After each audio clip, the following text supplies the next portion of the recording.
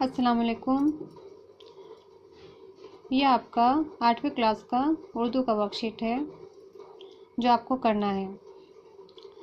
आपको करना क्या है, इसमें 5 आपको 3 हरफी और 5 आपको 4 हरफी अल्फाज बनाने हैं।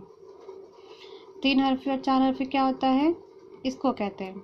आपको इसी तरीके से 5 3 हरफी वाले बनाने हैं और 5 4 हरफी वाले बनाने हैं। जैसे ये 3 हरफी वाला मिसाल है, देखिए सीन प्लस रे प्लस काफ। कितने हैं इसमें, 1 2 3, 3 हर्फ हैं।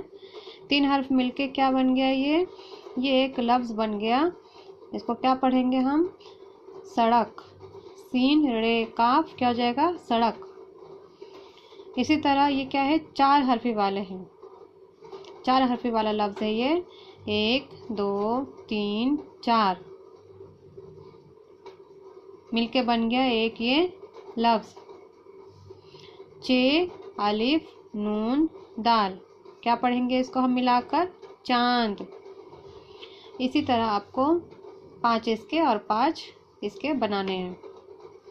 दूसरा आपके लिए काम है, एक सफ़ा आपको खुशखत करना है।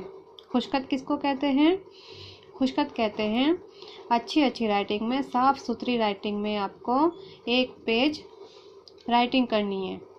एक सफ़ा आपको उर्दू में एक पेज लिखना है आपको अपनी किताब में से देखकर। तो ये है आपका आज का वर्कशीट।